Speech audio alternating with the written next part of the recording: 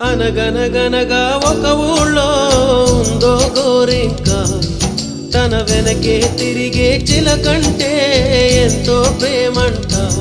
ప్రేమలో లీనమై ఒక్కటయ్యే వేళలో లోకమే ఏకమై ఒప్పుకోని రేయిలో ప్రేమ గూడు కూలిపోయే గాలివానలో.